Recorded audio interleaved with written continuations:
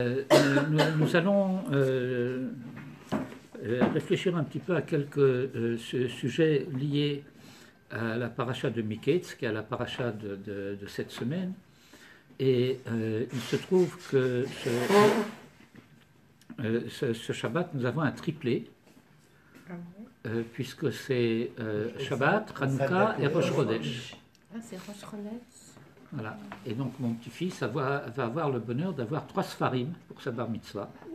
Ah, c'est ça, bar mitzvah. Ah oui, c'est son Shabbat bar mitzvah. Mazel tov. Eh bien, le pauvre. Pourquoi le pauvre, le bienheureux? Il a eu toute la paracha, elle était longue. La semaine dernière, elle était très longue. Il y en avait un, le pauvre. Très longue. La parashat Vayishlach est plus longue. Enfin, bon, peu importe. Et donc, effectivement, la parashat Miketz, c'est l'une des parachiotes qui est le plus souvent lue Shabbat Hanouka. Et il est très difficile, sinon quasi impossible, d'étudier les sujets de la paracha de Miketz, comme celle de la paracha de Vayeshev et de celle de la paracha de Vayigash qui suit, sans relier ensemble dans le mouvement général du récit de la Torah tout ce qui se passe d'ailleurs depuis déjà la paracha de Vayetze et jusqu'à pratiquement la fin du Sefer Bereshit, parce qu'il y a là un mouvement.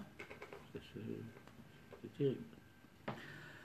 Il y a donc un mouvement de thématique du récit de la Torah depuis le départ de Yaakov en exil, lorsqu'il va arriver chez Laban, et la naissance de toutes les tribus d'Israël, en fin de compte, en exil, et le retour en Eretz Israël, toutes les péripéties qui sont racontées à ce sujet dans la paracha de Vayishlach. Et comme j'ai eu l'occasion de le mentionner déjà, c'est là que quasiment s'achève, du point de vue de la Torah, le récit de la geste des pères et commence le récit de la geste des fils. Et le récit de cette geste des fils, que la Torah va appeler très rapidement Béné Israël, nous est raconté comme commençant dans une crispation d'identité en opposition les unes avec les autres, de façon quasi irrémédiable, pourrait-on dire presque, frontale, entre Joseph et tous ses frères, à l'exception de Benjamin, qui est encore plus petit que Joseph, puisque, comme son nom l'indique, il est le Benjamin. Et en particulier, dans notre paracha, nous verrons le rôle et la fonction que cet état de fait confère précisément à cette manière d'être Israël qui est Binyamin. Mais nous allons en quelque sorte procéder par aller-retour entre certaines choses que notre paracha nous raconte et des choses qui sont racontées, relatées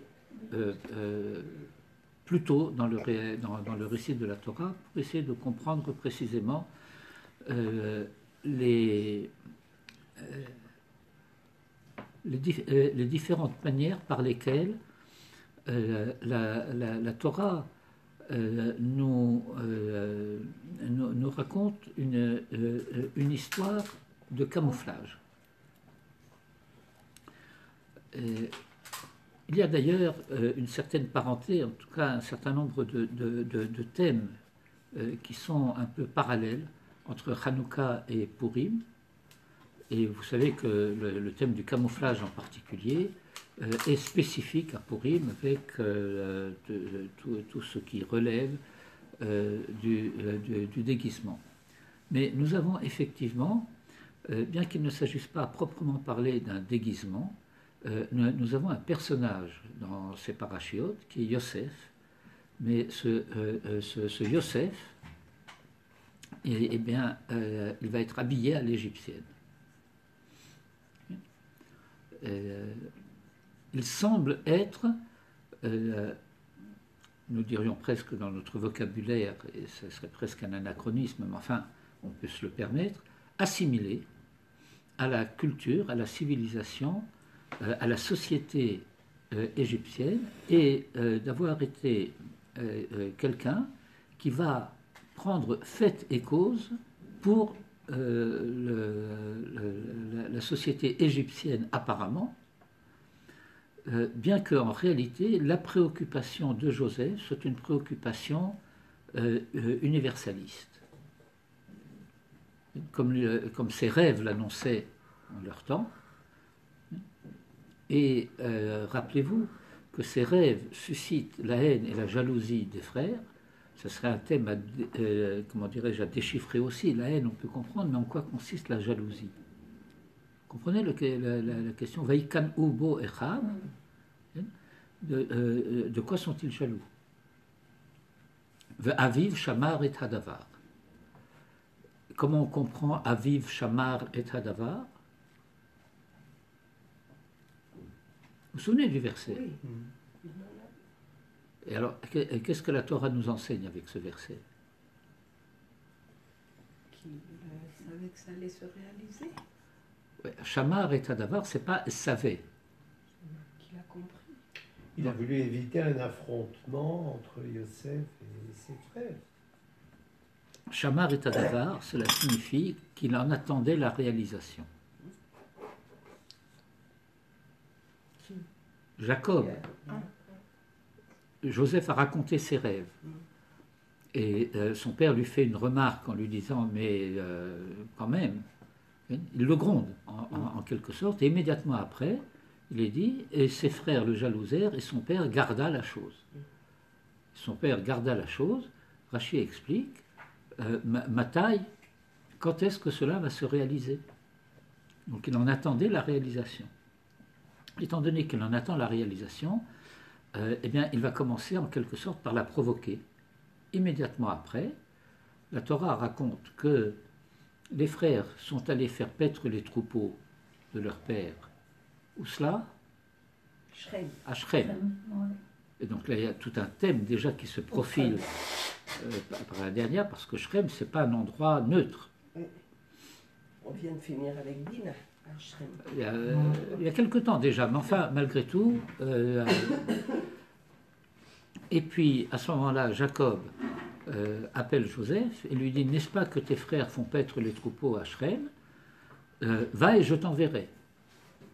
Encore une fois, cette tournure de phrase « va et je t'enverrai » signifie toujours « si tu es prêt à y aller, je t'envoie. Si tu ne veux pas y aller, je t'envoie pas. » Et quelques versets plus haut, la Torah dit « et ses frères étaient incapables de lui parler en paix, lo yaklu dabero le shalom » et que lui dit le père? Eh bien, va voir la paix de tes frères. Va voir où en est la paix de tes frères et la paix du troupeau. Parce que pour l'instant, cette paix, elle va mal. Et rapporte-moi une parole, Hashiveni Davar. Yaakov le savait, que les frères étaient... Bien entendu qu'il le savait. Qui faisaient la guerre avec. Bien entendu qu'il le savait. Et alors, il dit à Joseph, il faut commencer à s'occuper de la réconciliation, du rétablissement de la paix. Mais c'est dangereux. Tu es prêt? Vayomer Hineni. Alors, en fait, les frères, ils refusaient ce projet universel. Non.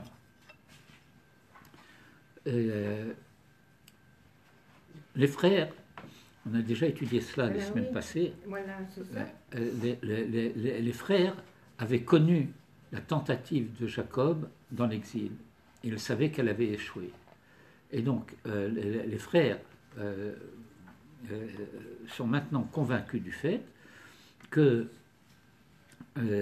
l'objectif est le même, mais la stratégie pour l'atteindre est différente. Il faut avoir en Eretz Israël une densité de concentration de sainteté qui soit capable d'attirer à elle, en quelque sorte par une espèce d'aimantation, toute la sainteté diffuse à travers le monde, et donc ceux des nations qui en sont porteurs viendront avec. Vous vous rappelez de toutes les prophéties qui disent, et en ce temps-là, ils diront, montons vers la montagne, vers le Dieu vers la maison du Dieu d'Israël, etc. Alors que la stratégie de Joseph consiste à dire, eh bien, il faut aller chez eux pour les aider. Il faut aller chez les goïms, là où commence à se profiler qu'il y ait une maturation qui est en train de se faire. C'est la nuit, mais il y a des étoiles. Il y a du blé qui pousse, etc. Et donc, là où cela se passe, eh bien, il faut lier le blé en gerbe. Vous comprenez la thématique. Il faut agir pour réunifier tout cela qui est épars, mais qui est prometteur, etc. Et donc, Joseph semble être, par conséquent, animé d'un projet que pour les besoins de la cause, nous qualifierons d'humaniste, d'aller vers les nations. Il y a un verset consiste à son sujet et qui est Ohel Nata Ba'adam, que Joseph plante sa tente dans l'humain. Dans l'humain. Où ça c'est marqué. Je vais interroger Rabbi Google et puis vous trouverez. Non, je croyais que vous l'aviez dit. Non, Ohel Nata Ba'adam. Et alors que B'tset Israël Mitzrayim, Haïta Yehuda le Kodsho. Vous comprenez qu'il y a là deux mouvements. Il y a un mouvement qui va de la périphérie au centre. On revient d'exil, on construit la maison de la sainteté en Eretz Israël. Ça, c'est Yehuda. Et puis voilà que le petit frère, qui n'a pas connu ce qui s'est passé chez Laban parce qu'il était petit, quand Jacob va quitter l'exil de chez Laban, Joseph a 6 ans. Et donc, alors que ses frères sont déjà adultes. Ses frères sont appelés Ish. Quand on dit Ish, ça veut dire qu'ils sont majeurs. Et vaccinés. Éventuellement. Et donc, les midrashim et les commentaires expliquent que, en fait, du point de vue du mouvement de l'histoire d'Israël, Joseph apparaît quasiment comme un traître à cette histoire, comme quelqu'un qui prend fait et cause pour la diaspora humaine contre la centralité de la concentration de sainteté en Israël. Si vous voulez que je le dise à travers une autre image, entre Mamlechet Kohanim et Goy Kadosh, Yehuda c'est Mamlechet Kohanim, alors que Joseph, c'est Goy Kadosh, alors que Joseph c'est Mamlechet Kohanim. Il faut aller être les prêtres pour les nations.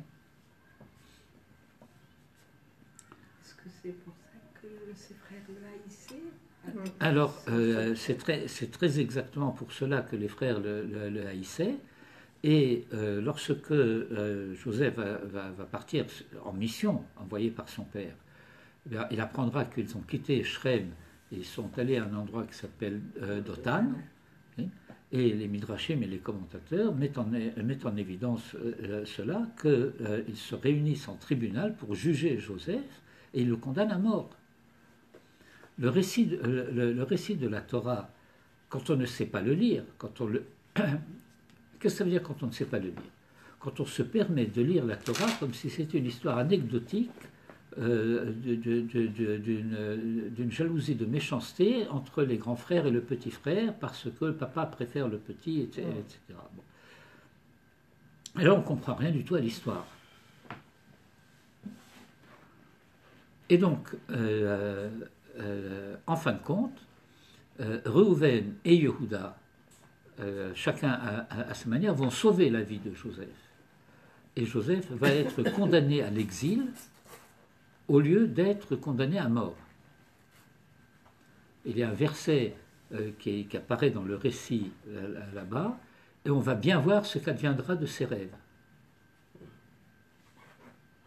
Et Manito avait l'habitude de formuler cela en disant que finalement, les frères de Joseph le condamnent à la réalisation de ses rêves.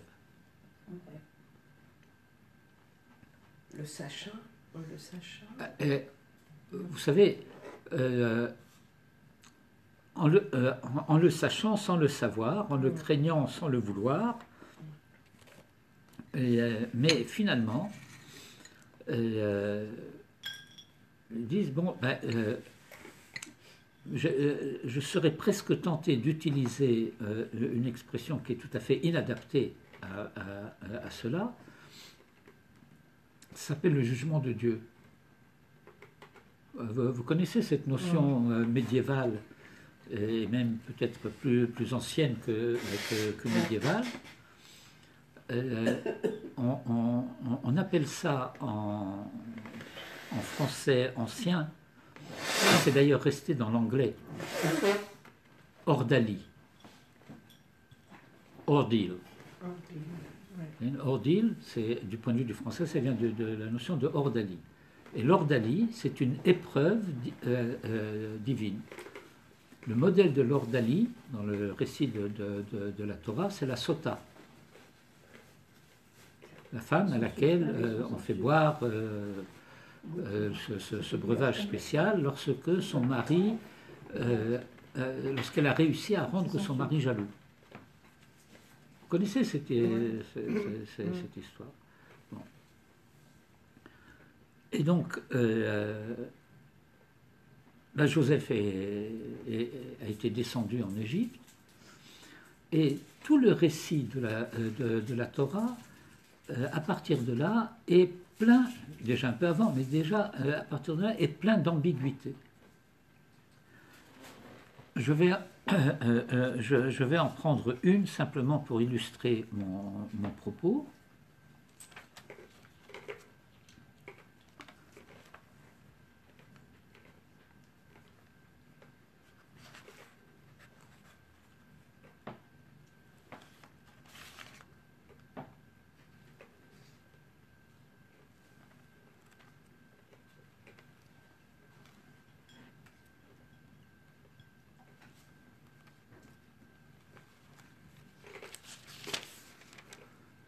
Donc je suis au chapitre 37.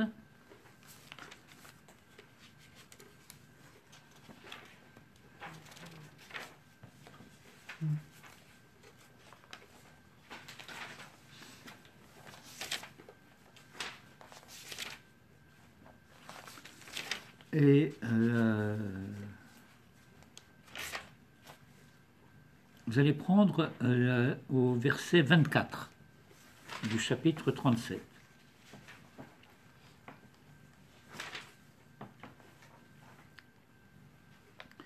Et donc Joseph a rejoint ses frères, et puis ils se sont saisis de lui. Vayikahuhu, vayashlichu oto habora, et ils le jetèrent dans le puits. Et, notez bien, il y a l'article habora. C'est-à-dire que ce n'est pas dans un puits, c'est dans le puits. La direction. Non, dans le puits, mais ce n'est pas dans un puits. C'est dans le puits. Vehabor rek, et le puits est vide.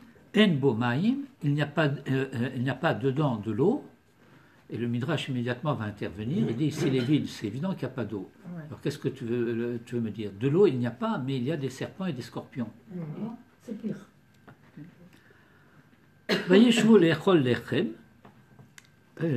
Et ils s'asseyent pour dîner, pour manger.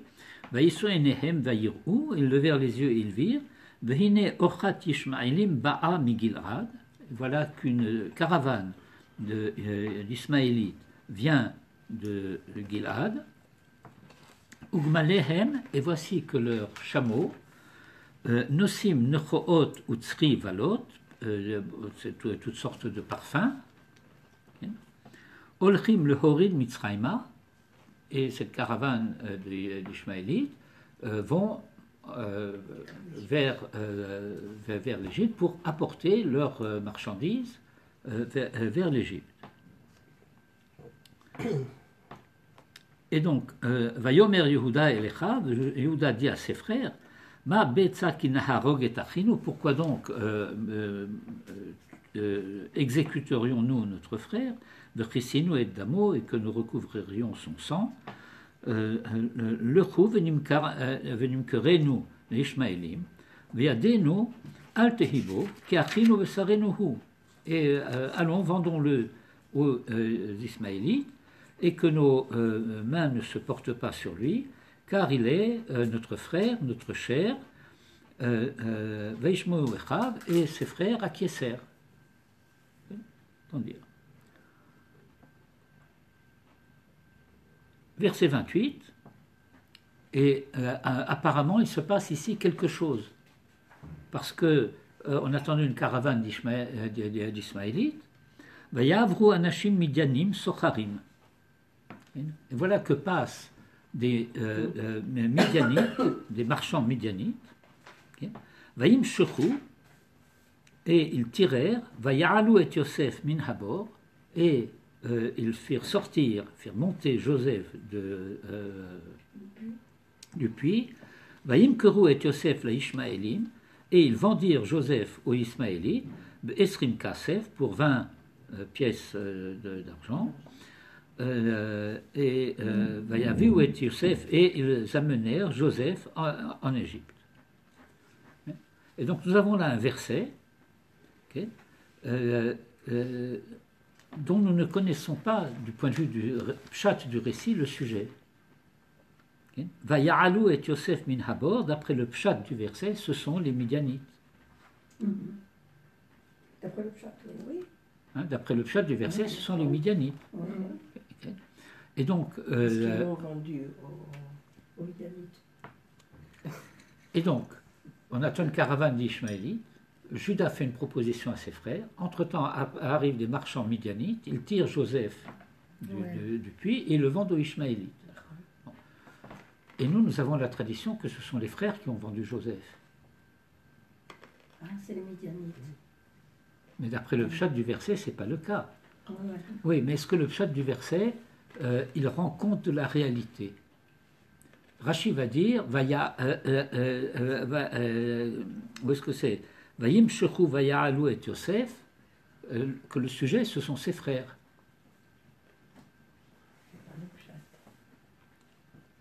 Bon, et ici, nous touchons à un problème que nous allons retrouver encore une fois beaucoup plus tard dans l'histoire du veau d'or. C'est que nous ne sommes pas seulement responsables de ce que nous faisons, mais nous sommes aussi responsables et de ce que nous provoquons et de ce que nous ne savons pas empêcher.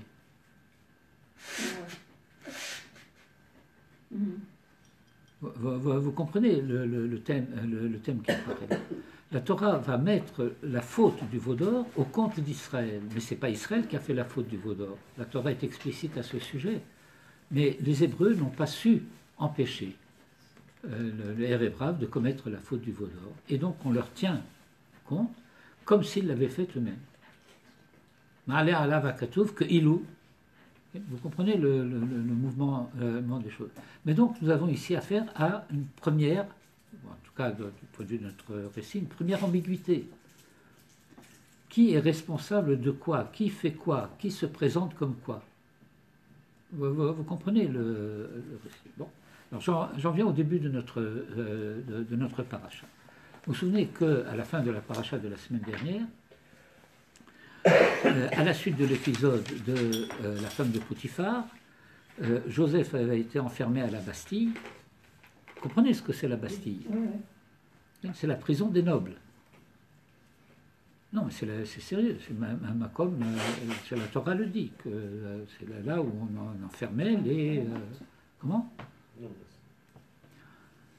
Et puis voilà que quelque temps après, il y a deux ministres de Pharaon qui sont tombés en disgrâce, qui vont se retrouver dans la même prison, dont Joseph était devenu en quelque sorte le gardien des clés.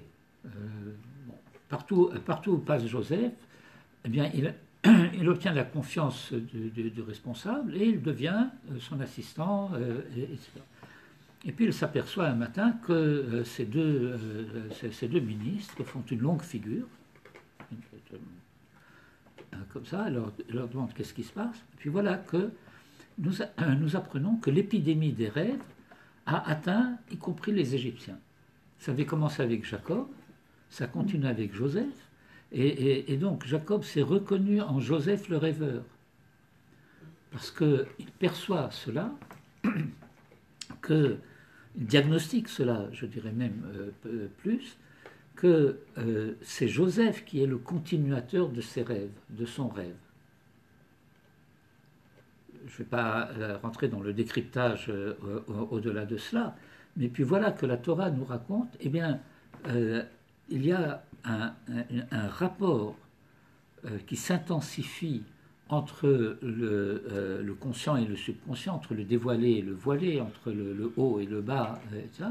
Et même les ministres de Pharaon deviennent capables de rêver. Et d'après le Midrash, ils rêvent à la fois ce qui est de nature à nourrir l'espérance et ce qui est de nature à animer la peur.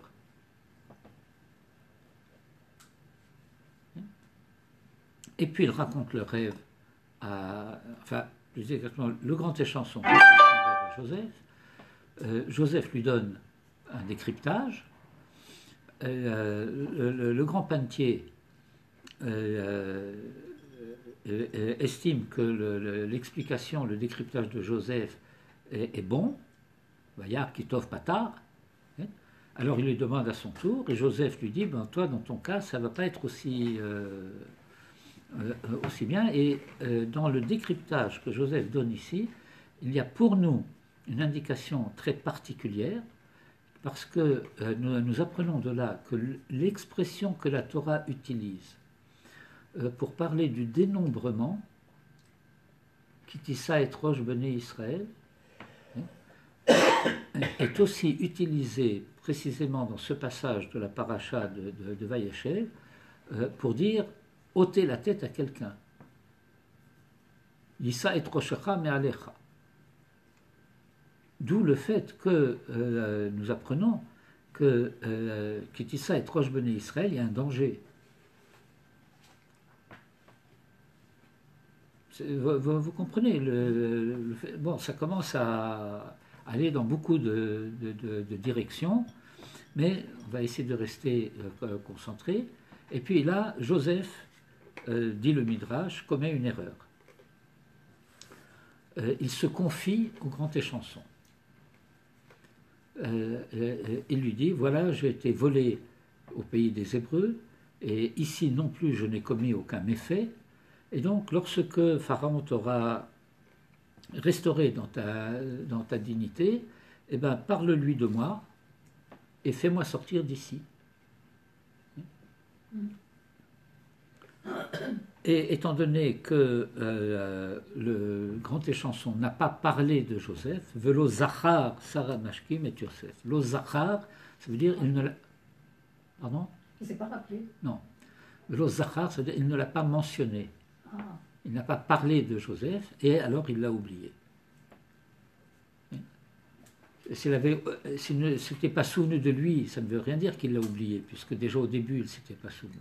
Lo zachar, ça veut dire il n'a pas fait état de lui, il n'a pas parlé de lui, il n'a pas mentionné la présence de Joseph là-bas, ni ce qu'il avait fait, etc. Et par conséquent, finalement, il a dédaigné, il a oublié. Et la Torah nous dit, 2 ans plus tard, et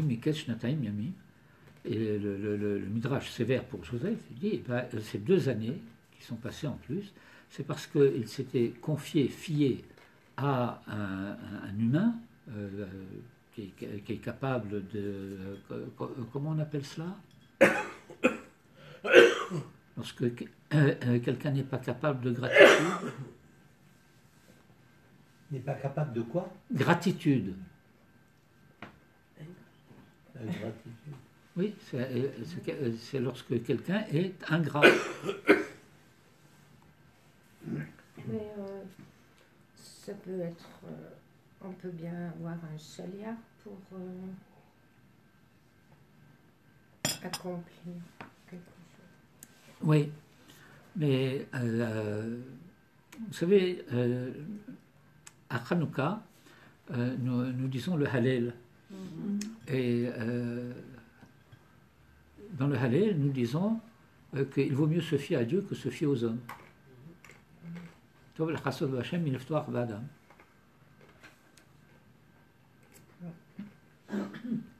C'est-à-dire, une question qui se pose, parce que ce que vous dites en même temps n'est pas faux, mais qui tu choisis comme chaliar?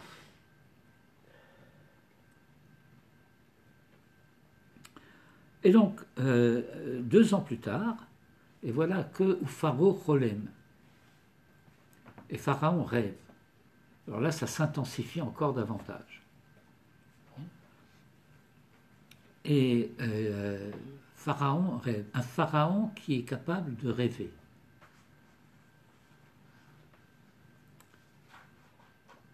Et d'emblée, le rêve de Pharaon est de nature à le troubler profondément.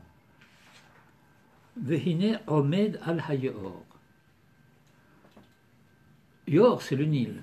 Et le Nil est une divinité de l'Égypte. Et alors, nous allons très rapidement, sans rentrer dans les détails bien sûr, comparer par la mémoire le rêve de Jacob et le rêve de Pharaon. Joseph rêve que Dieu est debout au-dessus de lui. Venez, Hachem Nitzav Alav. C'est Yaakov. Yaakov. D'accord. Qu'est-ce que j'ai dit? Yosef. Yosef. Bon, ça aurait été pareil. Yaakov et Yosef, c'est très proche. Donc Yaakov rêve, dans le rêve dit de l'échelle, Vachem Nitzav Alav. Et le Midrash explique Nitzav Alav, pas sur l'échelle, mais sur Jacob. Jacob va recevoir le nom d'Israël. Israël, ça veut dire qu'il est impossible de nommer Israël sans nommer Dieu dans le nom d'Israël. Vous comprenez la chose? Et donc, c'est l'homme qui est, en quelque sorte, celui qui porte la présence divine dans le monde. Et voilà que Pharaon rêve exactement le contraire. Lui, il se rêve debout au-dessus de sa divinité, puisqu'il est Omed al-Hayor. Ensuite, il rêve ce qu'il rêve. Et il est troublé, et puis il se réveille, il se rendort, il y a de nouveau le rêve, et puis il se réveille le matin, va tiparim rucho, et il est complètement désarçonné. Et alors, il appelle tous ces mages et tous les sages de l'Égypte, et vous allez prendre ici, au verset donc 8, verset 8 du chapitre 41.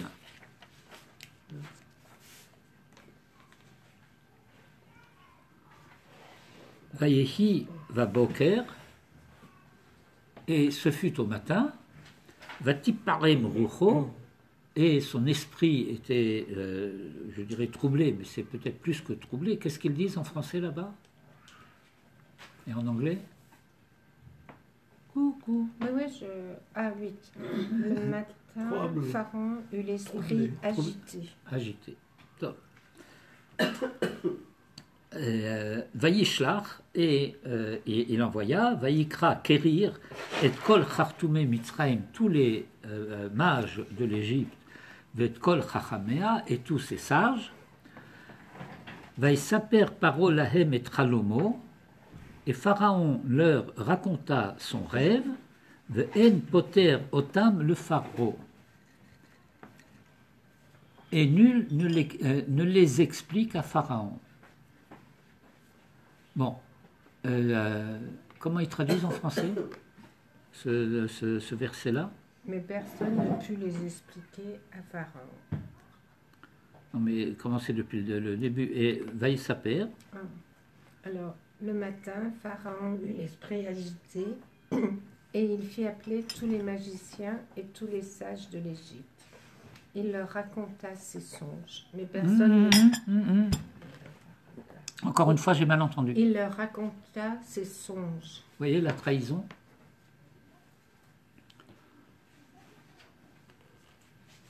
Dans l'hébreu, c'est au singulier. Son rêve.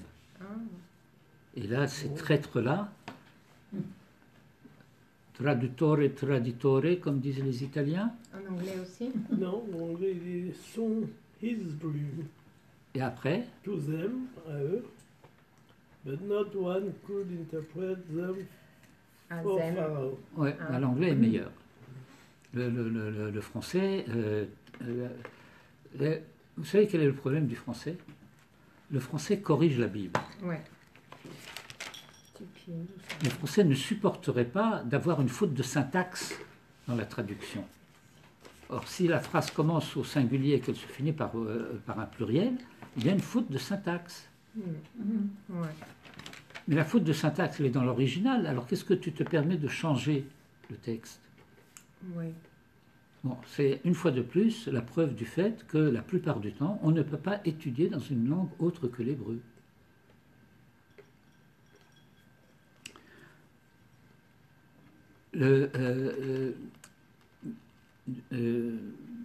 Du point de vue de la méthode de lecture, il faut faire le raisonnement suivant. Il lui suffit que le texte dise « Ve'en poter otam ». Si déjà on veut dire otam. Otam, c'est quoi? C'est qui? Alors, otam, ce sont les rêves. Et, alors, voilà. Pharaon raconte son rêve. C'est quoi son rêve? Des vaches et puis après des épis de blé. Alors, l'auditeur entend des vaches, c'est des vaches. Les épis de blé, c'est des épis de blé. Et en mathématiques, on ne peut pas additionner des vaches avec du blé, donc il y a deux. Mais Pharaon considère que c'est un.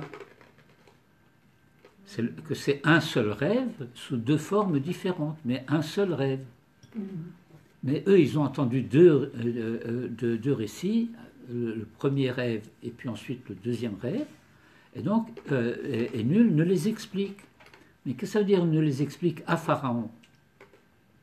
Ça veut dire que la Torah nous fait entendre qu'il propose plusieurs explications, mais que ces explications ne plaisent pas à Pharaon, que Pharaon n'accepte pas, n'est pas satisfait de ces explications. Pourquoi?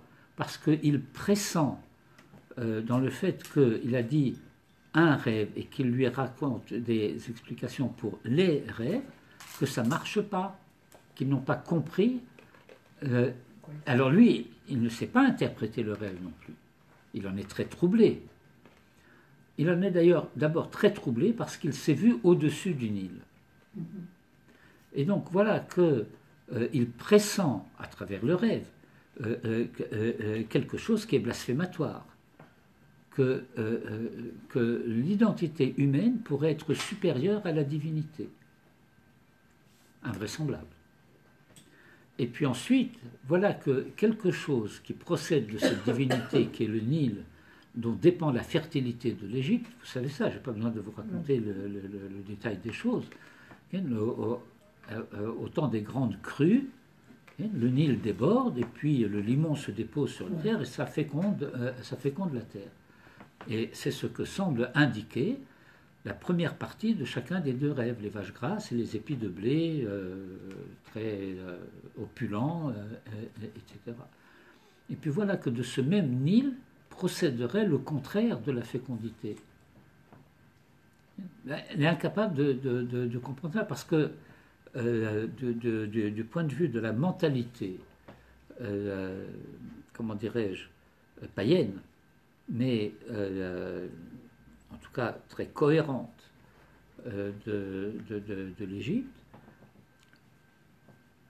le système ne peut pas se dérégler, puisque il y a un déterminisme garanti par les forces divines, et ça ne peut pas se détraquer. C'est pas possible. À moins que peut-être la raison pour laquelle éventuellement ça se détraquerait, c'est parce que Pharaon était debout sur le Nil. Et donc il en serait responsable. Ça, il ne peut pas le réaliser de manière explicite, mais en tout cas, il est troublé. Sur quoi le grand échanson se souvient de Joseph. Et alors, il va raconter à Pharaon, eh bien, je vais faire état des fautes que j'ai commises. Alors, la faute principale, c'est qu'il avait encouru la colère de Pharaon, qu'il avait été jeté en prison, lui et le grand panetier. Et puis, Sham Itanu Nahar Ivri. Et puis, il y avait là-bas avec nous un jeune homme hébreu. C'est important de mentionner qu'il est hébreu. Vous comprenez ce qui se passe ici? C'est que le temps volera. Il y a des commentaires qui vont dans des différents... Bon. Les Hébreux ont une certaine renommée en Égypte. Parce qu'on se souvient encore en Égypte du passage d'Abraham. Et on se souvient qu'Abraham et Sarah ont été des personnalités qui ont modifié la manière dont les choses se passent normalement en Égypte. De manière effrayante d'ailleurs. La Torah raconte, on ne va pas revenir en arrière, mais vous pouvez vous reporter, que Pharaon, après avoir rendu Sarah à Abraham, les fait raccompagner jusqu'à la frontière, en grande pompe, avec les grandes... etc., mais pour être sûr qu'ils sont bien partis. Vous comprenez ce qui se passe. Okay? Mais leur passage n'est pas passé inaperçu, bien entendu. Et lorsque on apprend que voilà un Hébreu, et combien d'Hébreux y avait-il à cette époque-là dans la région? Jacob et ses fils. Et lorsque Joseph dit au grand échanson « J'ai été volé du pays des Hébreux », le grand échanson comprend très bien de quoi il s'agit. Je pense que c'est clair. Et puis voilà que Pharaon va raconter son rêve à Joseph.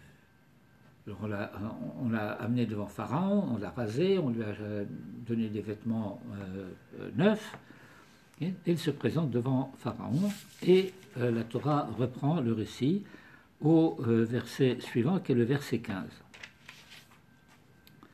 Vayomer Paro el Yosef. Et Pharaon dit à Joseph, rappelez-vous que nous sommes en présence de toute la cour.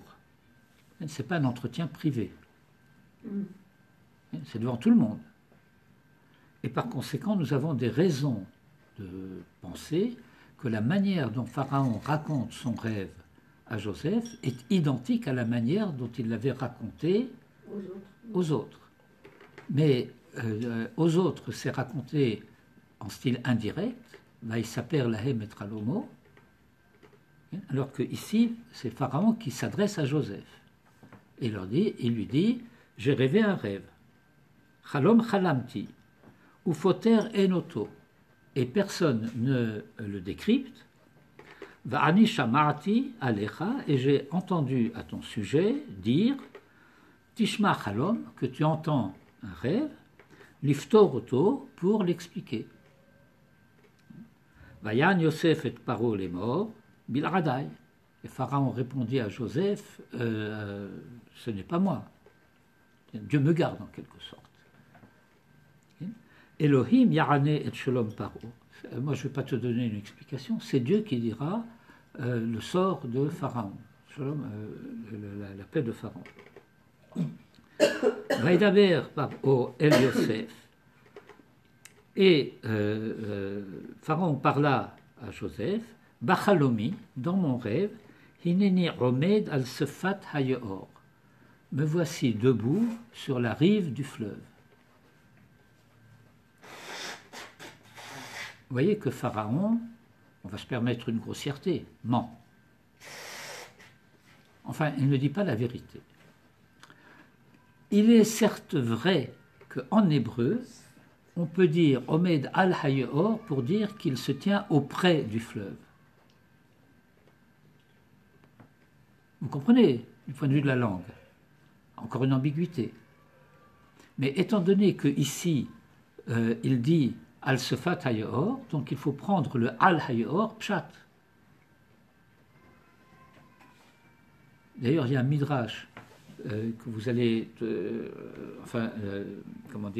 percevoir la pertinence. Vous savez que, étant donné que nous sommes mercredi soir, donc nous sommes jeudi. Et c'est quoi le psaume du jeudi? Le psaume du jeudi. Je le dis tout le temps, mais je ne m'en rappelle plus. Quand je le lis, ça va. Qu'est-ce que je dis? Eh bien, je dis Edut bi Hosef Samo, avec le hé. Betseto al Eret Mitzrayim, Sefat lo yadarti eshma.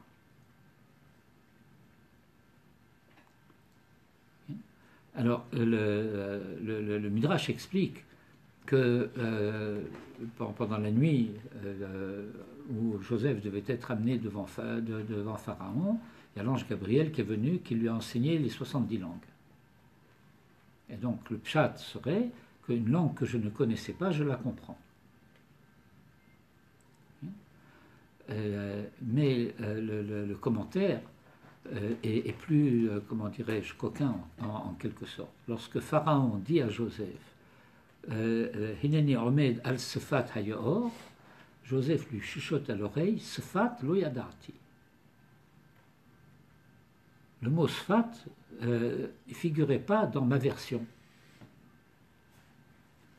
Autrement dit, Joseph dévoile en quelque sorte à Pharaon qu'il connaît le rêve avant que Pharaon ne le raconte et qu'il y a une inadéquation entre la réalité et le récit.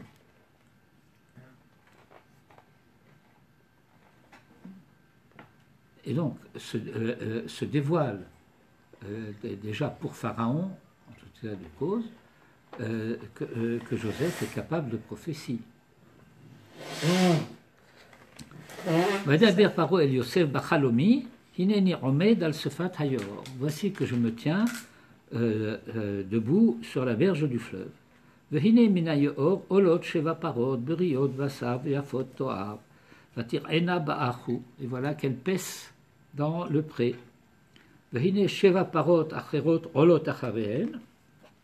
Et cette autre vache monte après elle, dalot veraot toar, maigre et de mauvaise apparence, meod, beaucoup, verekot bassar, et flanquée, enfin, elles sont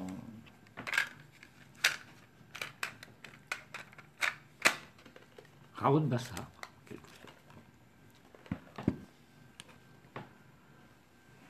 Je n'ai jamais vu quelque chose d'aussi vilain en Égypte. Et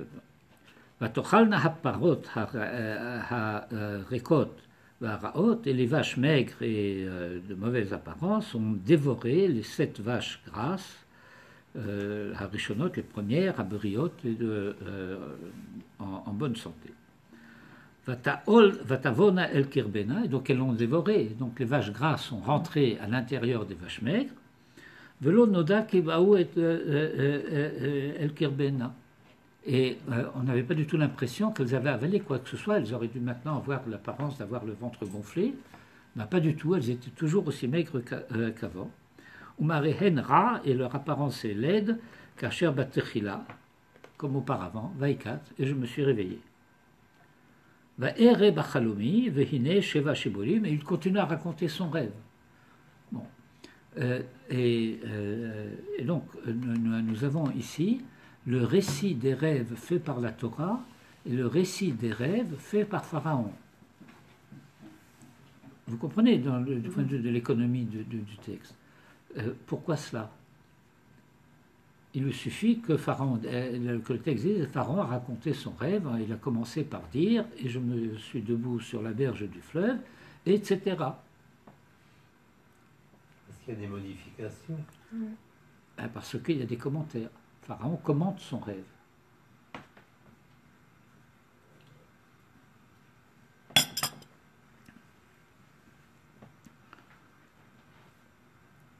Va Omar et la Khartoumim, et j'ai dit aux mages, En Magid li, et nul ne me l'explique. Le Hagid, ça veut dire aussi expliquer, ça veut dire seulement raconter. Va Yomer Yosef el Paro, et Joseph dit à Pharaon, Chalom Paro echad hu. Le rêve de Pharaon est un. Bon, si c'était nécessaire, ça suffirait déjà. Voilà, que celui à qui Pharaon a demandé maintenant l'explication du rêve est quelqu'un à qui on peut faire confiance parce qu'il a compris l'essentiel. Il n'y a pas des rêves, mais un rêve. Ce rêve peut prendre des formes diverses, mais c'est le même rêve. Je pourrais le dire, si vous voulez, dans un registre tout à fait différent. Chacune des tribus d'Israël est un Israël à part entière. Vous comprenez ce que ça veut dire? Il y a une manière d'être Israël qui s'appelle Reuven, une manière d'être Israël qui s'appelle Shimon, Lévi, Yehuda, etc. Et tous sont un Israël à part entière. Ce n'est pas qu'ils seraient tous un 12e d'Israël. C'est un Israël à part entière. Leur manière est différente, mais le rêve est le même. Je ne sais pas si c'est clair suffisamment. C'est un seul projet, le rêve au sens d'aspiration, c'est le même. Mais les modalités selon lesquelles on en voudra la réalisation peut être très différente.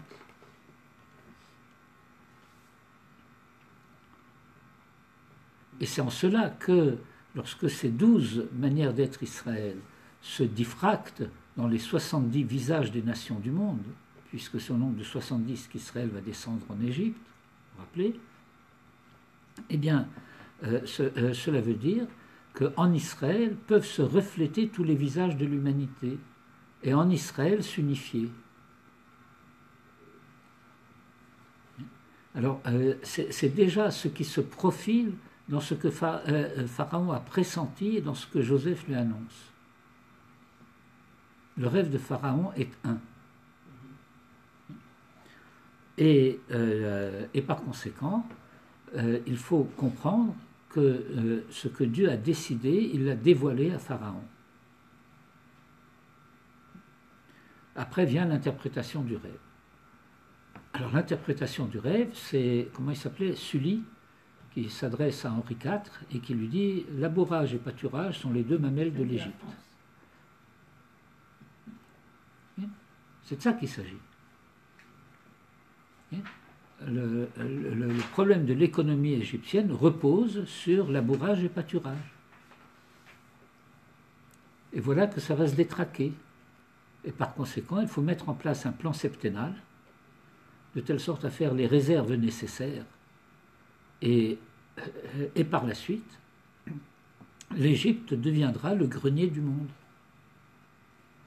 qui permettra de nourrir et l'Égypte et le monde entier. Autrement dit, Joseph explique à Pharaon la signification de ses propres rêves à lui,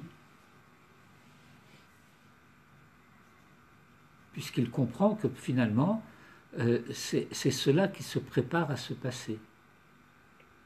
C'est la raison pour laquelle il sort en quelque sorte de sa propre réserve et ne se contente pas d'expliquer le rêve, mais il prend l'initiative. Il faut comprendre que c'est insolent de la part de ce gamin, enfin il a une trentaine d'années à ce moment-là, il n'est plus tout à fait gamin, de dire, eh ben voilà, maintenant voilà ce qu'il faut faire.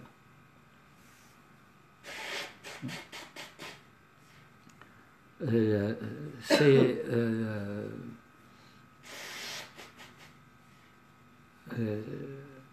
faut faire attention. Verset 32, Joseph précise, Al-Hishanot achalom el paro pa'amaim, et le fait que le rêve ait été répété 2 fois à Pharaon, ça veut dire que cette répétition du rêve par 2 fois, c'est le début, c'est le commencement de ce qu'on pourra appeler le rêve obsessionnel. Le rêve répétitif qui revient en permanence. Rappelez-vous le rêve du Kuzari, du roi des Khazars. Il rêve sans arrêt le même rêve, et quels que soient les efforts qu'il fasse, eh ben, le rêve continue. Et le rêve lui dit, tes intentions sont agréées, mais tes actes ne le sont pas. Prenez comment s'appelle, l'ouverture du livre. J'ai l'habitude, quand on étudie le livre du Kuzari, de faire la remarque suivante.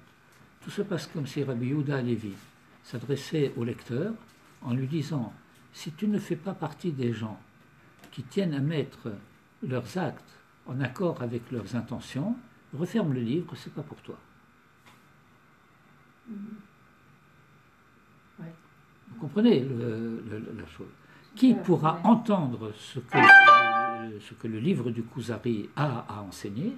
C'est quelqu'un qui est préoccupé de la préoccupation du roi des Khazars, mettre sa conduite en accord avec ses pensées. Et donc, ce pharaon qui a rêvé ce rêve déjà en puissance obsessionnelle, Pharaon s'entend dire par Joseph, cela veut dire que ce n'est pas dans longtemps que ça va se passer. C'est pressant, c'est immédiat. Val-Hishanot achalom el paro pa'amaim, et le fait que le rêve ait été répété 2 fois en faveur de Pharaon, qui nachon adavar mima Elohim, c'est que la chose a été décidée déjà, elle est prête par Dieu, ou memaher a Elohim la rasoto, et que Dieu va se presser de le réaliser. Maintenant, ici, le rôle de Joseph s'achève. Et puis il continue. Le rata est maintenant. C'est-à-dire, et puisqu'il en est ainsi, Yere Pharaon ish navon vechacham, que Pharaon choisisse, vienne dans le texte, comme chez le docteur, 33.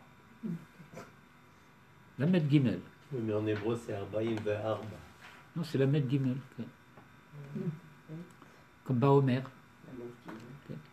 L'arata est maintenant, donc, Yere Pharaon, que Pharaon choisisse, Ish navon vechacham, un homme à la fois intelligent et sage. Quelle est la différence? Pourquoi il faut qu'il soit enavon et chacham? Navon, c'est capable de comprendre. Chacham, c'est de l'ordre de la sagesse. De réagir. So, Pas la même chose. Quelqu'un Être qui est capable de de- discerner, Anticiper. non, je vais, c'est entre la pensée et l'acte. Ouais, quelqu'un ça, tout ça c'est vrai. Mais j'aurais tendance à essayer de l'expliquer au niveau de la différence qu'il y a entre l'a priori et l'a posteriori. Je vais utiliser, bien que ce ne soit pas exactement dans cette terminologie, c'est quasi un dicton en hébreu. C'est que le navon, c'est se sortir des situations dans lesquelles le Chacham ne se met pas.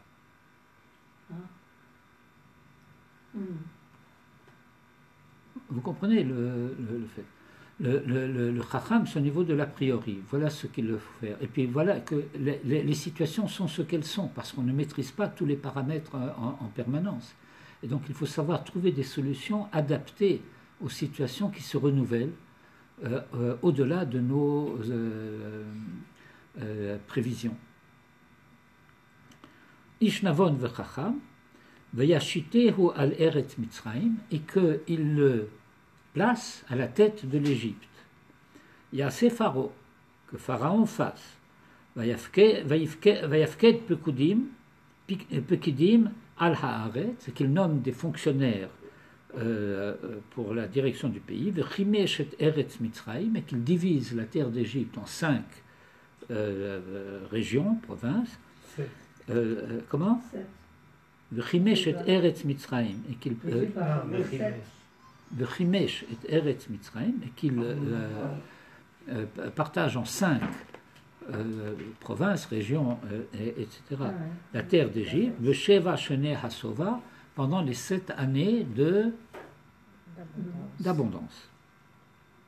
Vayikbetsu et kol ochel hashanim atovot, et ils rassembleront toute la nourriture des années des bonnes années, habaot haele, qui viennent, vayitzberuvar tachatiat paro, et qu'ils vont engranger le blé sous la main de Pharaon, c'est-à-dire que ça va devenir propriété d'État. Vayavor bechol eretz Mitzrayim, et cela s'appliquera dans tout le pays d'Égypte. Vata'as haaretz b'sheva shenei hasova likmatzim, et donc la terre va produire abondamment pendant les 7 années d'abondance. Vayikbotz et kol ochel sheva shanim asher hayu be'eretz Mitzrayim, veiten ochel be'arim, ochel sede ha'ir, asher sevevoteha, natan betocha. Et donc, j'ai sauté une page en fait, parce que j'ai eu 2 pages qui sont. Et donc Joseph explique, voilà ce qu'il faut faire. Il détaille tout un plan économique, ce n'est pas un plan quinquennal, mais c'est un plan septennal. Et Pharaon est à la fois ébahi et conquis. Il dit, ben maintenant que Dieu t'a révélé tout cela, il n'y a personne d'autre que toi qui peut le faire. Et voilà que des scènes auxquelles font écho certains passages de la Megillat Esther, que le roi prend sa bague, il la donne à Joseph, comme il a pris la bague, il l'a donnée à Mardoché, la bague qu'il avait reprise à Aman. Vous vous rappelez toutes ces choses-là. Et Joseph va devenir le pharaon en second, si je puis dire, de l'Égypte. La seule chose qui lui échappe, c'est le trône. Mais c'est lui qui prend toutes les décisions. Un pharaon, il peut prendre des vacances. Joseph est, en tant que vice-roi d'Égypte en quelque sorte, le véritable souverain de l'Égypte. Et tout ce passage s'achève à partir du verset 46. Yosef ben Shloshim Shana be'omdo lifnei Paro, et Joseph est âgé de 30 ans lorsqu'il se tint devant Pharaon, Melech Mitzrayim, roi d'Égypte. Vayetze Yosef milifnei Paro, et Joseph sortit de devant Pharaon. Vayavor bechol eretz Mitzrayim, et première chose que fait Joseph, eh bien, il va visiter tout le pays. Il va se rendre compte par lui-même de la situation partout. Il va donner des instructions, il va donner des ordres, et il va faire toutes sortes d'opérations, une révolution opérée dans l'économie de l'Égypte, dans la société égyptienne d'une manière générale, par Joseph. Et puis voilà qu'il va voir ses 2 fils, etc. Là, je ne raconte pas tous les détails de la paracha. Et puis les 7 années d'abondance s'achèvent. Et commencent les 7 années de ce qu'on appelle en français, depuis lors, de vaches maigres.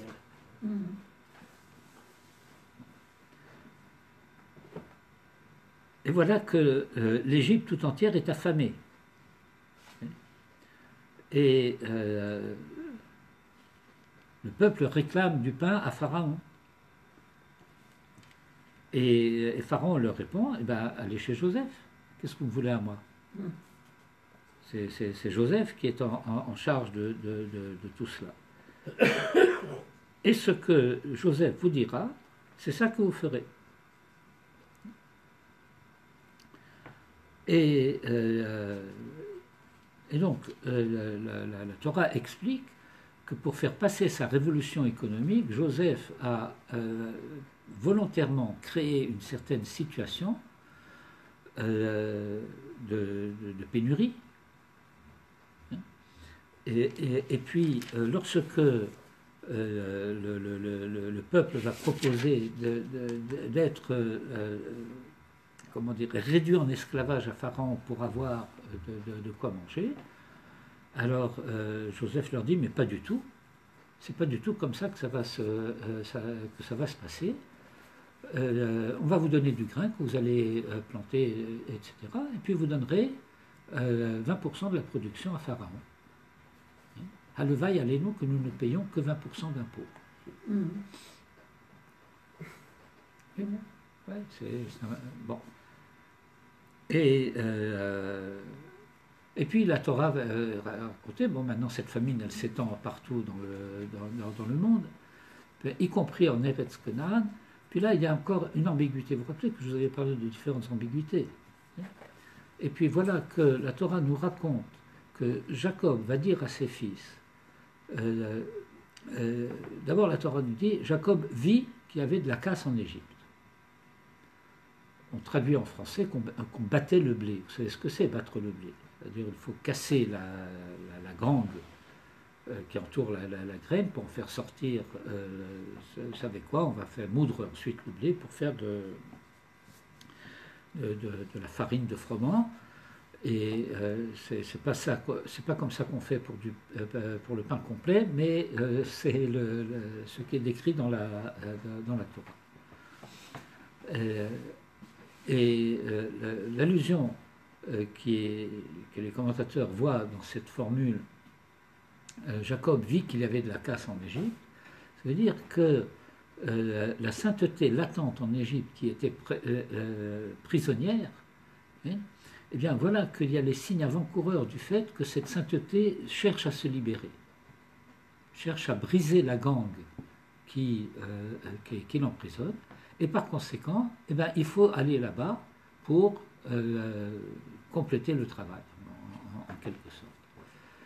Et les versets laissent entendre que Jacob dit à ses fils, étant donné que partout il y a la famine autour de nous, bien que nous ne manquions de rien, eh bien, il va falloir qu'on fasse comme si nous étions aussi réduits à la même chose que les autres pour aller aussi en Égypte, pour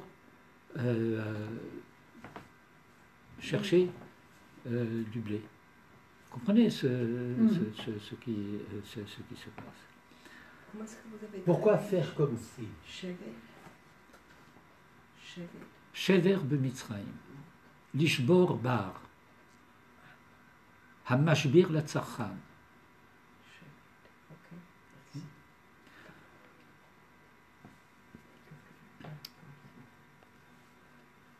Pourquoi il y a fait comme si?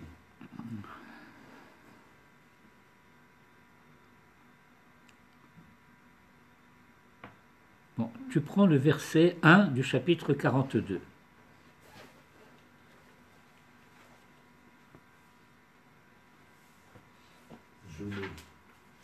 J'ai froid. Vayar Yaakov, et Jacob vit, qui yesh shever b'Mitzrayim, qui a de la casse en Égypte. Vayomer Yaakov le Vanav, et Jacob dit à ses fils, Lama titraou.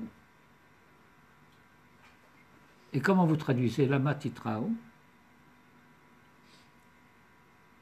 Pourquoi pourquoi vous regardez-vous les uns Se les faire autres? remarquer. Apparaître. Regardez Rashi. Lama titrao, lama tar'u atzmechem, bifne bene Yishmael ou bene Esav. Pourquoi vous montreriez-vous aux yeux des fils d'Ishmaël et des fils d'Esav que ilu atem sve'im, comme si vous étiez, vous, sve'im, rassasiés. Ah, Ki be'ota sha'a, parce qu'à ce moment-là, Adain haya lahem tevoa, ils avaient encore de ce qui venait de la récolte. Et il y a une parenthèse d'un Rashi, vous savez qu'il y a des versions de Rashi, avec parfois de ce qu'on appelle des interpolations, c'est-à-dire le fait que quelqu'un ajoute un commentaire de Rashi qui se trouve intégré dans le commentaire, et dans les éditions suivantes, parfois vous avez quelque chose de Rashi Yashan, ou comme ici entre parenthèses.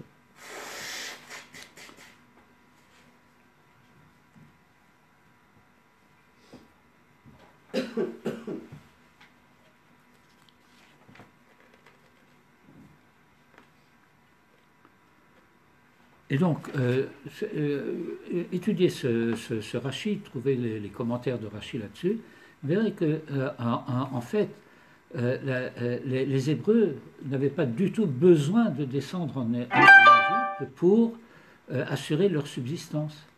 Et donc, s'ils doivent descendre en Égypte, c'est pour une autre raison. C'est parce qu'il y a de la casse en Égypte et qu'il faut aller recueillir les étincelles de la sainteté qui sont en train de se libérer. Et alors, les frères de Joseph, tous les 10, donc à part Binyamin, descendent en Égypte. Et Benjamin reste avec Jacob. Et immédiatement, le verset 5 change de registre. Je n'ai pas compris. Qu'est-ce que vous n'avez Comment pas compris Jacob il veut rapporter les étincelles, comment, d'où ça vient comme ça? ça n'est pas comme ça. N'exagère pas. Non, mais comme il a dit. Bon, alors, on sait que depuis les origines de l'histoire du monde, il y a de la sainteté qui s'est diffusée et qui est tombée là où elle est tombée. Et là où elle est, le monde ne peut subsister que grâce à la sainteté diffuse. Et par conséquent, là où cette sainteté est présente, elle est retenue prisonnière parce que le monde ne peut pas s'en passer. Alors maintenant, cette sainteté, elle peut être présente d'une manière active ou être présente d'une manière passive. D'une manière active, c'est que les hommes prennent en charge le projet de la réussite de la moralité, et ils sont donc porteurs eux-mêmes de ces dimensions de sainteté, ce que la Torah, par exemple, décrit dans le début du 2e paragraphe du Shema. Ou bien les hommes n'assument pas ce qui devrait être leur vocation, et ils se contentent d'exploiter autant qu'ils le peuvent, eh bien, les richesses qui sont à leur disposition. Précis, comme ça. Eh ben, et voilà qu'il se trouve que Joseph a commencé à travailler en Égypte. Et Joseph a commencé à faire un certain travail de réforme et même de révolution en Égypte. Et Jacob, le texte va dire que Jacob a vu qu'il y avait cette casse en Égypte, il dit le roi Hakodesh. Il a eu quelque chose de la nature de la prophétie. Qu'il ne veut pas dire à ses fils, puisqu'il va dire à ses fils j'ai entendu, il ne dit pas j'ai vu. Qu'il y a cela. Et alors, je vous rappelle une remarque que j'avais faite déjà la semaine dernière. Tout le monde sait qu'il y a sur le trône d'Égypte un vice-roi hébreu. Il n'y avait pas le téléphone à ce moment-là. Non, mais il y avait la télé. Il y avait le téléphone arabe. Il y avait les caravanes. Vous savez, les caravanes qui remontent, et puis elles font halte, ils rencontrent d'autres caravaniers. Ceux qui descendent rencontrent ceux qui montent, et ceux qui vont vers l'est rencontrent ceux qui vont à l'ouest. Et ils échangent des nouvelles. Et voilà que dans la gazette, si je puis dire, parlée, eh bien, il y a un ancien esclave hébreu qui est monté sur le trône de l'Égypte. Et ça arrive jusqu'en Eretz Israël, jusqu'en Eretz Canaan. Et donc le fait qu'il y a un hébreu sur le trône de l'Égypte est une chose qui est d'une part connue, mais qui confirme en tout cas pour les uns et pour les autres, je veux dire, aussi bien pour Jacob que pour ses fils, le fait que nécessairement cet hébreu-là, c'est un rachat. Comment un hébreu bona fide, si j'ose dire, pourrait être sur le trône de l'Égypte? Il faut que ce soit un mécréant assimilé qui doit partager les festins et les idolâtries de l'Égypte pour être arrivé à ce rang. Lorsque Jacob voit la scène de Joseph avec la femme de Potiphar, et que Jacob arrive à la conclusion qu'il a succombé, et qu'il dit Tarov Toraf Yosef. Je le dis d'une manière un petit peu imagée, il est plus cachère ce Yosef-là, il est devenu Taref. Et les frères de Joseph ils voient la confirmation de leur suspicion à l'égard de ce Joseph, dont par ailleurs le Midrash nous explique qu'il était coquet, qu'il se bouclait les cheveux. Pourquoi pas? Le Midrash raconte que la femme de Potiphar invitait toutes ses amies à venir cuisiner avec elle, et que toutes se coupaient les doigts à la vue de Joseph, parce que sa beauté était telle que on s'en taille les doigts. Et alors le Midrash va dire que Joseph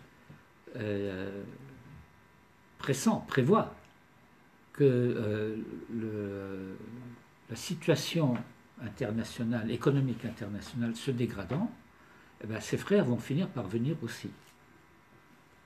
Alors, il prévient ses agents et il leur dit, eh bien voilà, bientôt vont arriver du pays de Canaan des Hébreux, que vous reconnaîtrez aisément à leurs vêtements. Les Hébreux ne sont pas habillés pareil que les autres. Et si au lieu de l'Égypte, il était question d'Amsterdam, alors il leur dit, et puis vous les trouverez probablement dans les quartiers des Lanternes Rouges. Tu as l'air de bien connaître. Je connais bien le Midrash. Ah, soyons Amsterdam. Mais il y a une incohérence avec le commentaire de Rachi qui dit que ils sont allés en Égypte uniquement pour les apparences vis-à-vis d'Ishmaël et de Esav. C'est-à-dire que le plan, enfin, l'hypothèse de Yosef aurait pu ne pas se réaliser. Eh bien, l'hypothèse de Yosef, si on en reste à ce plat pays qui n'est pas le sien, aurait pu ne pas se réaliser, mais Yosef est parfaitement conscient qu'il est impossible qu'il ne vienne pas parce qu'il faut recueillir les étincelles de la sainteté. Et qu'il est bien décidé, pour parvenir à ses fins, à faire venir toute la famille pour l'aider dans cette tâche. Et donc, il n'y a pas du tout d'incohérence entre le récit au niveau du Midrash et le récit au niveau comment dirais-je, de ce qui apparaît comme, en quelque sorte, masqué. C'est ainsi qu'il faut comprendre lorsque Joseph va dire donc à ses sbires, eh quand vous les aurez repérés et que vous les aurez tous rassemblés, vous me les amenez. Bon. Maintenant, imaginez ce qui se passait en Égypte à cette époque-là. Du monde entier, par caravane entière, des gens venaient acheter du blé en Égypte. Et vous croyez que tous les marchands étaient déférés devant le vice-roi d'Égypte? Il n'aurait plus le temps de rien faire du tout. Et donc, c'est quelque chose de tout à fait exceptionnel qu'ils se retrouvent devant Joseph. Et que Joseph leur dit, vous êtes des espions, vous êtes venus voir la nudité du pays. Et c'est sur ce détail, vous êtes venus voir Ervat Haaretz, la nudité du pays, que s'accroche le Midrash qui dit eh bien, que les frères de Joseph cherchaient Joseph dans tous les quartiers louches. Les lanternes rouges. Entre autres.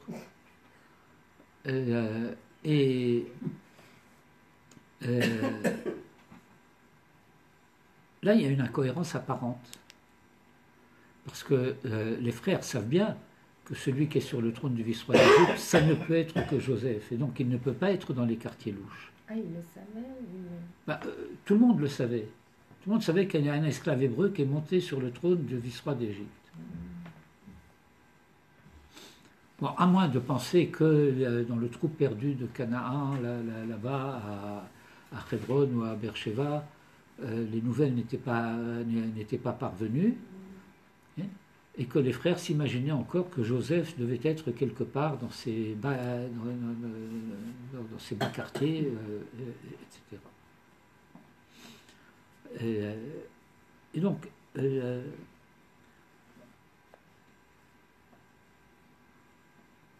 alors Joseph dit à ses frères, avouez ce que vous êtes venus faire.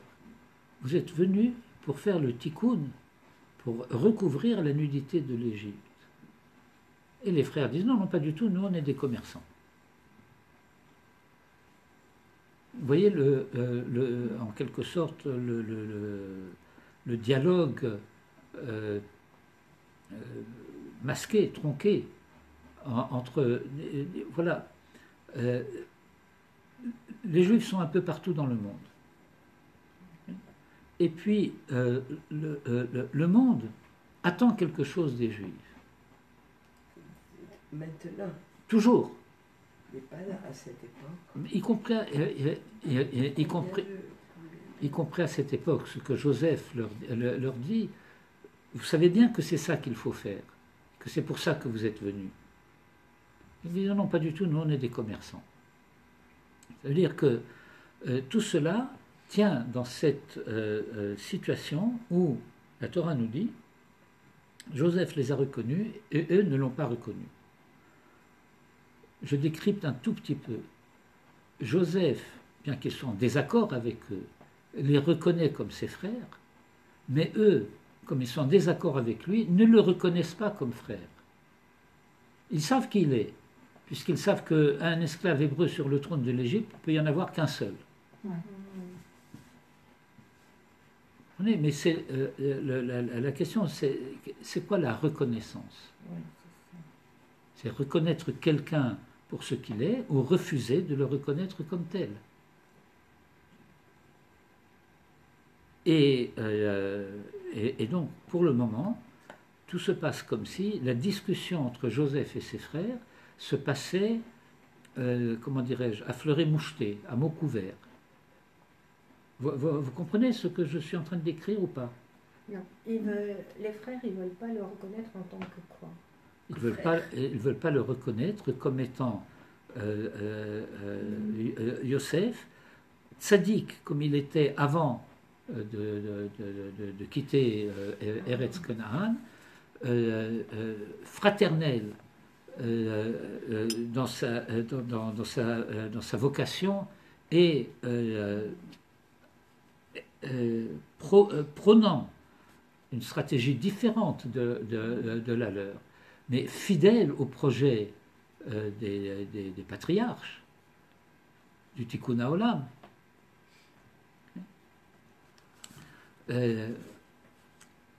Tu as Sefer Orot ici? Ou c'est à la consultation? Je puis-je? Je bouge mon sac.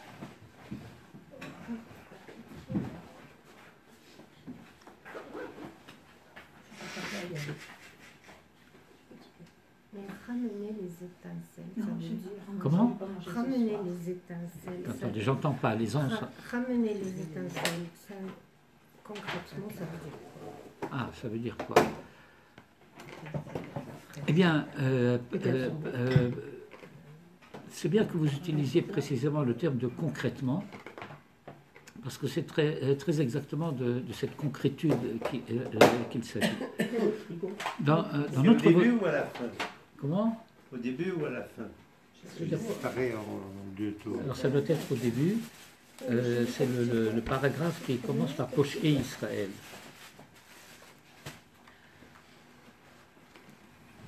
Merci.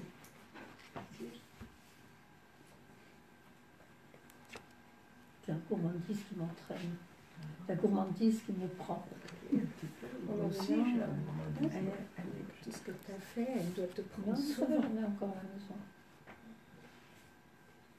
Quelle quantité de J'ai pas fait beaucoup. c'est-à-dire un demi-kilo? Même pas un demi-kilo. Un demi-kilo à peu près de farine. Avec un œuf, un peu d'huile et de l'eau tiède, surtout du sel. J'ai fait un truc, rien du tout. Et de la Tu levure? les laisses. Ah, de la levure. Ah oui, sans levure. Les 3/4 d'une cuillère à soupe de levure sèche. Levure sèche, 3/4 à peu près d'une cuillère à soupe pour un demi-kilo. De sel la recette, là? De sel. Non, de levure Ah, sèche. de levure sèche. Moi, j'utilise la levure sèche. Je n'achète pas de la fraîche. Non, Tu achètes la fraîche? non. Sèche. Je la laisse au frigo, elle dure bien. Oui. Et puis tu laisses lever à peu près une heure. Combien d'huile? Combien d'huile? J'ai mis à vue d'œil, peut-être une cuillère ou 2 cuillères à soupe d'huile. Moi, je fais. J'aime pas tellement mesurer. Tu m'as donné la semaine dernière. Tu l'avais... Je sais même pas. Ouais, J'en je sais. sais pas. C'est les recettes des grands-mères. Tu sais, moi, j'ai un cahier où j'en ai. Mais il faudrait mesurer. Il faudrait que T'as tu pas mis de mesures. vieux? Non, 2. Combien de sel tu dis? Une demi-cuillère à café. Ouais, Non, non, pas beaucoup. une demi-heure à café de quoi? De sel. Ah, mais ça. Un peu de Et de l'eau tiède? Hein? Et de Ah, l'eau non. tiède? De l'eau tiède. Une eau tiède. Et tu laisses lever une heure. De l'eau à peu près. froide, s'il te plaît. Bon, moi, je crois que là, je vais y aller. Je m'excuse. Mais je suis vraiment fatiguée. Tu peux J'ai écouter la une fin. matinée de sport. Après, j'arrive Bon, chez ben, moi. moi, Je peux reposer. cette édition me. Te désempare. Oui, Je vous en me. prie, pas faire là. Attends, je me lève. C'est le Tikkun HaOlam. On devrait le faire. Voilà, ce que nous appelons ici dans notre vocabulaire les étincelles de la sainteté, c'est ce qui, dans le vocabulaire moderne, classique, s'appellerait les valeurs.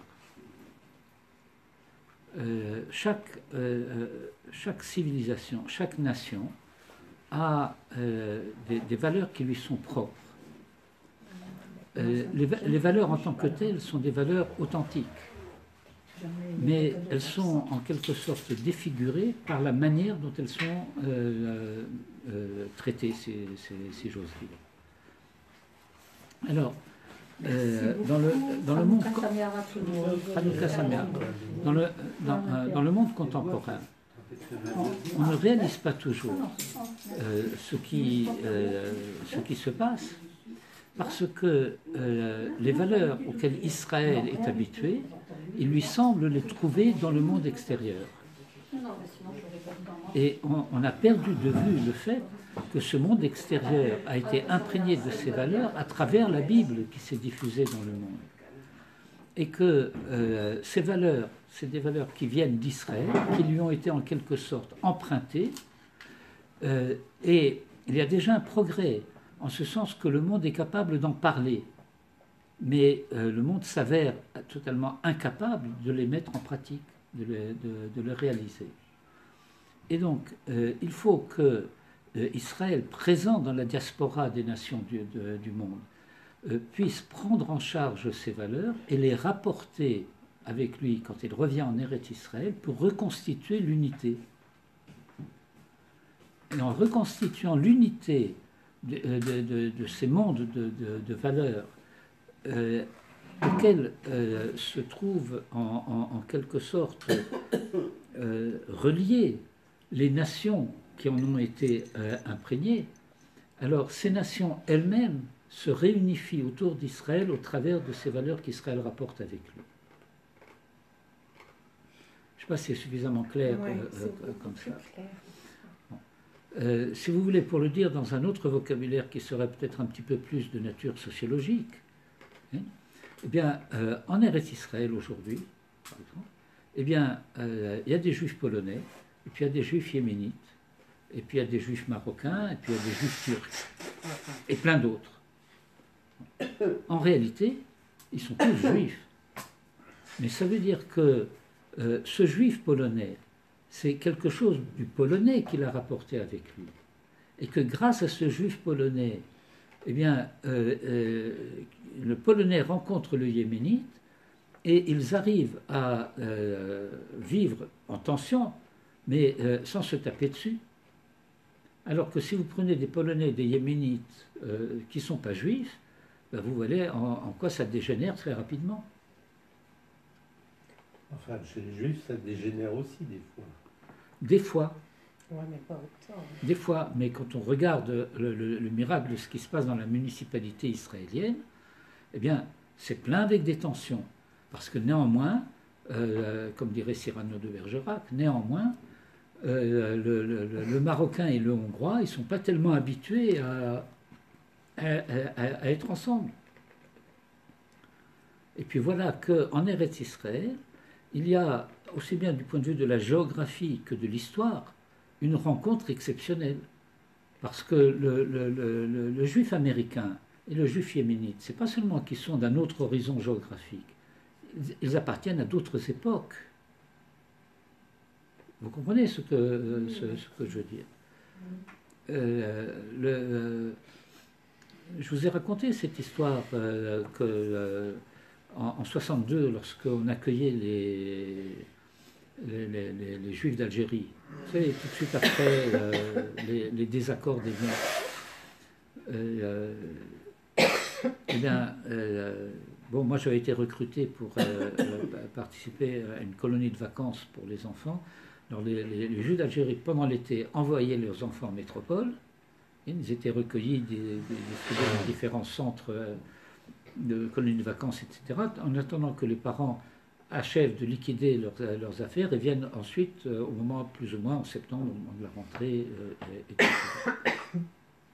Et puis, alors, ça arrivait par bateau, bien entendu. Ils arrivaient à Marseille. Et puis, de Marseille, ils étaient dispatchés par-ci par-là. Et donc, moi, j'étais en Alsace, j'étais à Strasbourg. Vous connaissez Soultz-sous-Forêt? Ouais.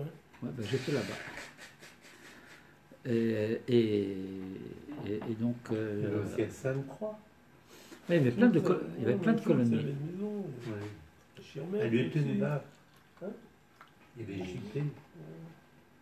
Et bon, moi j'avais été recruté par Jaco Grunewald à l'époque. Vous vous rappelez bon, bref.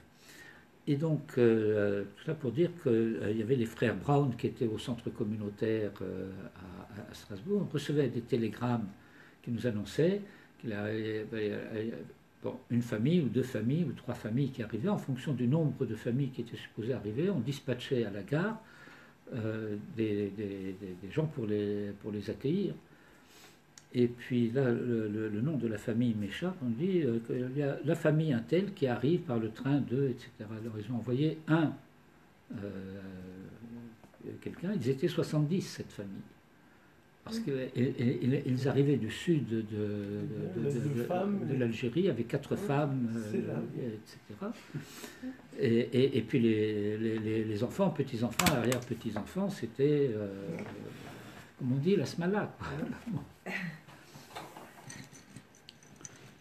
C'était des juifs. Mais oui, bien sûr. Du sud du Sahara, ils avaient encore la polygamie là-bas.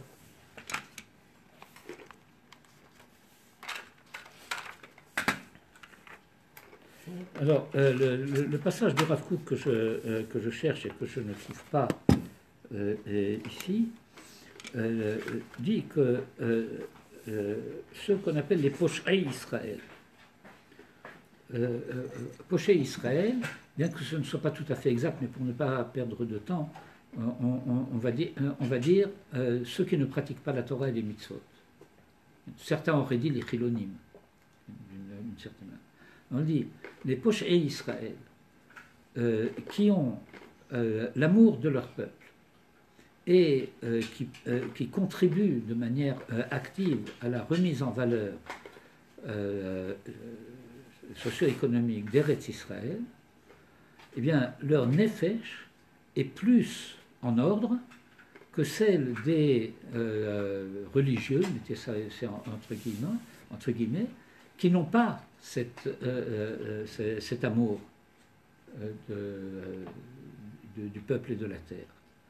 Par contre, ces religieux, toujours entre guillemets, eh bien, leur spiritualité, elle est plus en ordre que celle des pochés Israël. Donc voilà deux groupes qui se retrouvent en Eretz Israël. Certains ont un nefesh détraqué et les autres ont un rouar détraqué. Mais ceux-là ont un rouar qui est en ordre et ceux-là ont un nefesh qui est en ordre. Qu'est-ce qui manque? Qu'ils se rencontrent, qu'ils mettent en commun leurs atouts, okay, et qu'ils parviennent ensemble à corriger leurs défauts. Mais les appeler pochés Israël, c'est les religieux. Non, mais poché Israël, c'est un terme traditionnel, classique. Le Rav utilise un vocabulaire qui est compréhensible par tous. Qu'est-ce que vous dites? Répétez. Rouar, c'est les religieux. Les religieux. Alors, et le nefesh, c'est les autres. Donc, chez les uns, la personnalité est metoukanet, mais la spiritualité est détraquée.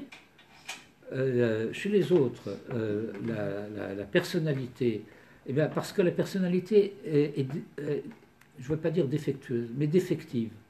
La personnalité, c'est le rapport au réel, c'est le rapport au concret, comme vous disiez tout à l'heure. Alors eux, ils vivent dans le monde de l'esprit. Dans le monde de l'esprit, tout est parfait. Enfin, ils sont à l'aise. Mais le monde de la réalité, c'est pas le leur. Pourquoi? Parce qu'ils ne se sont pas encore réhabitués au fait que la réalité en Eretz Israël, c'est pas la réalité qu'il fallait combattre en Chutz La'aretz. Alors ils continuent à combattre une réalité qui n'est pas celle qu'il faut combattre parce que en Chutz La'aretz, cette réalité, elle était hostile. Vous comprenez ce qui se passe. Et la raison pour laquelle la spiritualité de ces pochés Israël est détraquée, eh bien, c'est parce qu'ils sont contaminés par la culture occidentale.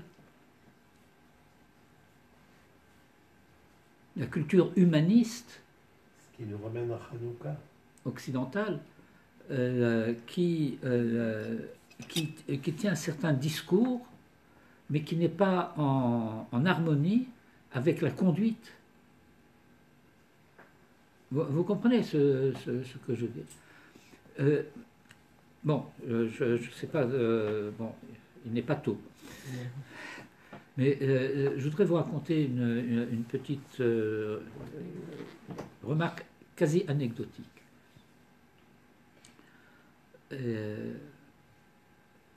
Au moment de la Révolution française, vous vous rappelez ce qui se passe avec les Juifs en France et les droits civiques, enfin, que les Juifs puissent être reconnus comme citoyens, pas en tant qu'hommes, en tant que citoyens, et qu'ils puissent avoir des droits en tant que citoyens, bien qu'il faille leur dénier tout droit en tant que nation. Vous vous rappelez, c'est Clermont-Tonnerre, je crois, qui avait fait ces déclarations, tout aux Juifs en tant que citoyens, rien aux Juifs en tant que nation. Bon. Et alors, il y a à cette époque-là une iconographie juive. Je vais essayer de retrouver ça dans un livre normal. Il y a une iconographie juive qui présente les soldats de Yehuda Maccabi sous les traits de sans-culottes. Vous voyez l'image?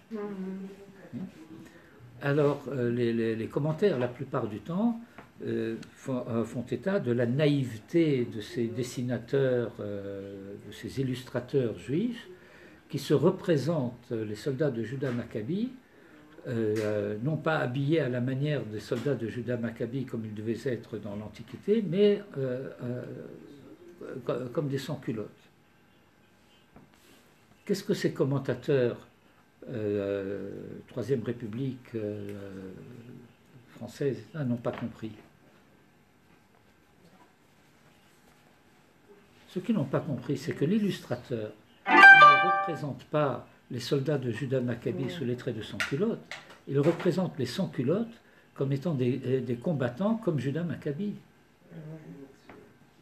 comme étant les combattants contre l'oppression, et donc il y a une osmose qui se produit ici du point de vue des mentalités. Et on attribue, quasi messianiquement, si j'ose dire, à la France ce qu'avait été la vocation d'Israël, et que maintenant c'est en France que cette vocation se réalise. Ah, donc on rejoint cet effort de la France, on s'investit dans la France. Jusqu'au moment où vient le réveil, et le réveil sera dur. Vous comprenez ce qui se passe. Et donc, la vocation Joseph, à cet égard, eh bien, elle est de cette nature-là. S'investir dans le projet pour faire réussir cette France qui s'est éveillée à ses valeurs de liberté, égalité, fraternité, avec tout ce que cela comporte, et l'aider à réaliser sa propre vocation, tout en restant, nous, en tant qu'Israël, conscients de qui nous sommes. Et donc, le fait de s'investir, d'une part, totalement, toute la famille, dans l'effort de l'Égypte, mais sans oublier du tout qui nous sommes. Ce que Pharaon entend Jacob lui dire, que nous rappelons dans la Haggadah de Pessah, la gour ba'aretz banu. Nous sommes venus dans le pays pour y résider temporairement. Melamed shelo ba Yaakov lehishtakea, et là, la gour sham. Il n'était pas question de s'y installer, mais d'y habiter en tant que métèque, enfin en tant que résident temporaire.